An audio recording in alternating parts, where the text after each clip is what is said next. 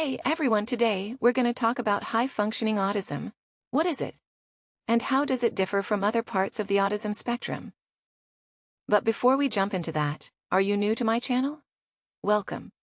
Make sure you are subscribed and have those notifications turned on because I put out videos on Mondays and Thursdays, and I don't want you to miss out.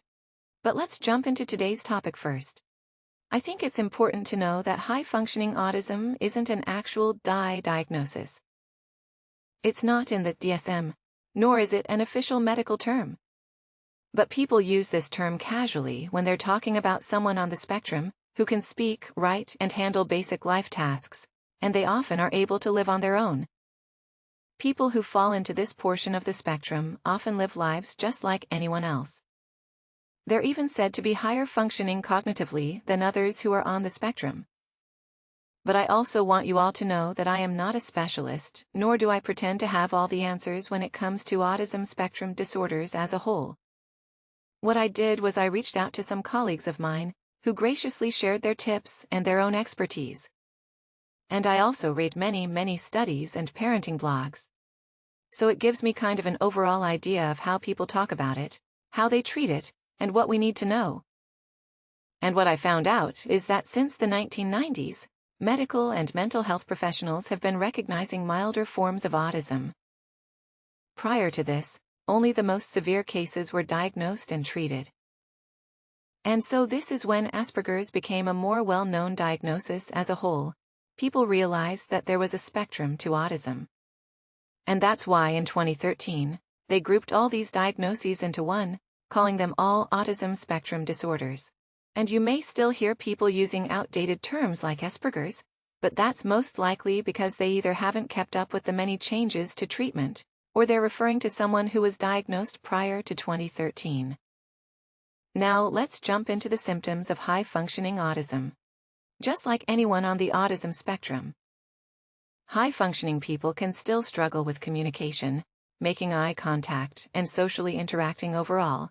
Since interacting with others can be so difficult, those who are high-functioning often report feeling really anxious prior to a social gathering, and being wiped out afterwards, because it just takes so much energy to engage with others. And there's a large difference between women and men when it comes to presented symptoms. But don't worry, that information will be saved for another video.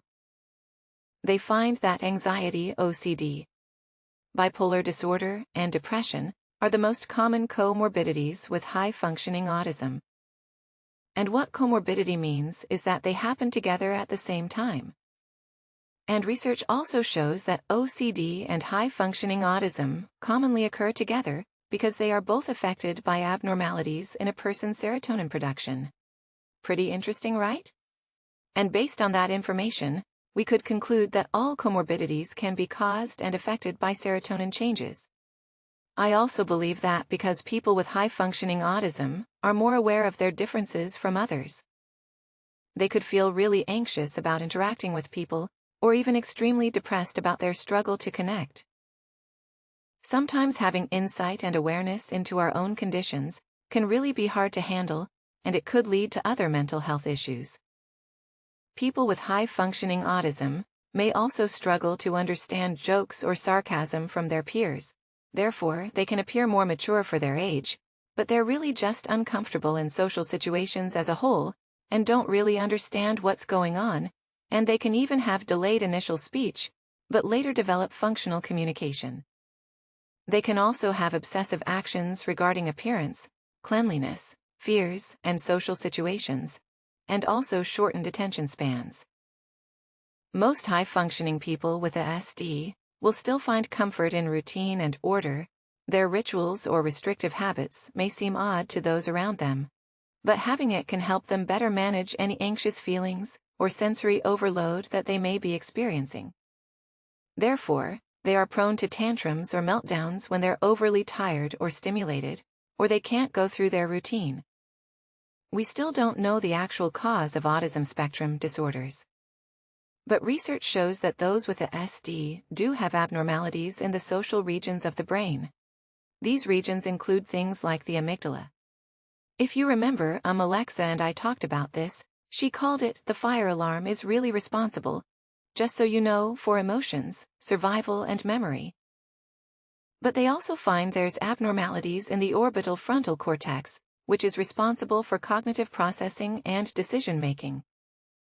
And these two areas would explain why those with the SD struggle so much socially, and can be easily overwhelmed, and have a hard time regulating their emotions. If our amygdala is like firing all the time, it can be really hard for us to calm down to soothe ourselves. I mean, just think about it for a second. But luckily, there is so much that we can do to better manage our ASD. And so let's get into some treatment options, because I think it's important that we talk about that and understand that ASD isn't something people grow out of, nor is it something that needs to be cured.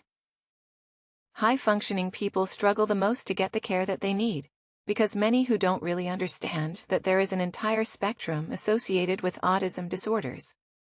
They say things like, well, your child or you don't really look autistic, or like you have any special needs. I can make it even more difficult for people to get the care that they need, especially when proper care can allow you or your child to get the tools and strategies needed to succeed.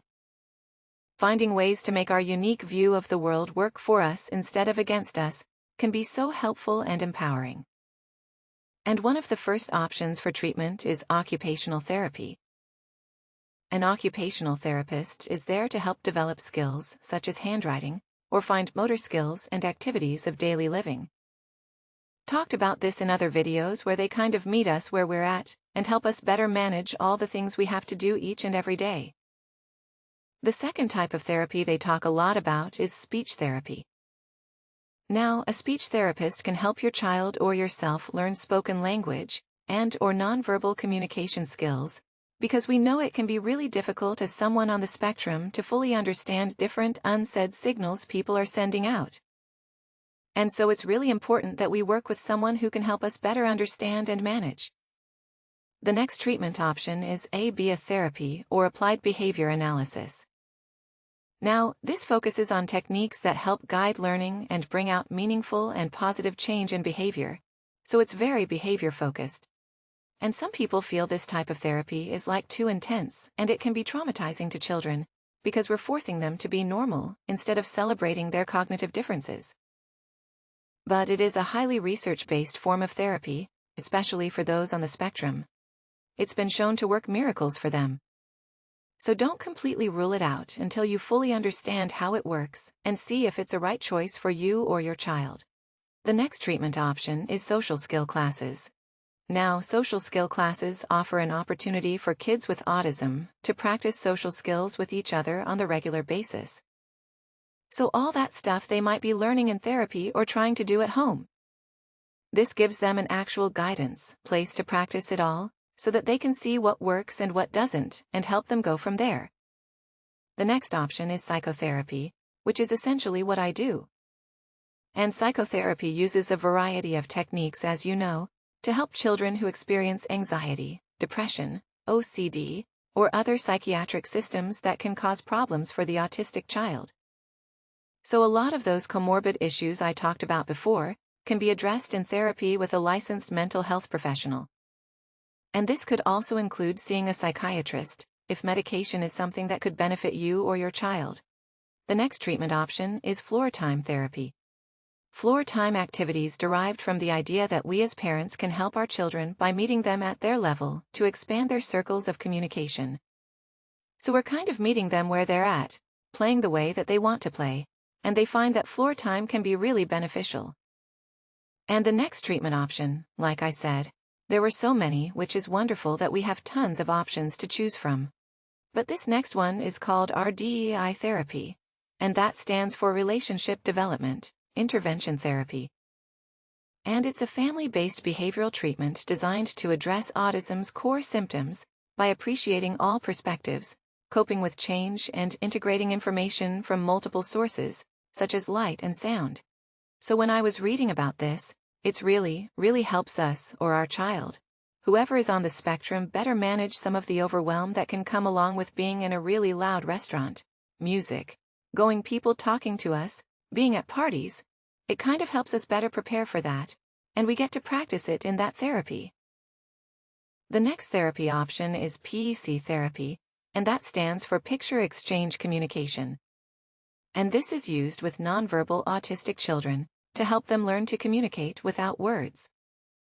So then they can make choices and communicate their needs, and overall minimize their behavior, so they can be a much happier child. Another treatment option is aquatic therapy. Using swimming as therapy can increase the effectiveness of all other forms of treatment by learning better balanced communication skills, dealing with sensory issues and oral motor skills. Some people also report the equine therapy a great option for ASD children. It helps them focus transition easier from task to task, and socialize more easily overall. Just know that there are many treatment options available. So finding the one that's best for you or your child is what is most important. We know that while some treatments have more research backing them, if it's not working, it's okay to try something else. And as with any diagnosis, everyone is going to be different. Some people with high-functioning autism can hold jobs and have healthy relationships, while others just cannot. Some may do well in school, while others will struggle. So before jumping to any conclusions, make sure you listen and understand what the experience is like for that individual person. This video has been brought to you by the Kenyans on Patreon. If you would like to support the creation of these mental health videos, click the link in the description and check it out. And as always, leave your thoughts and/or experiences in the comments down below, because with my expertise and your experience, we will keep working towards a healthy mind and a healthy body, and I will see you next time. Bye.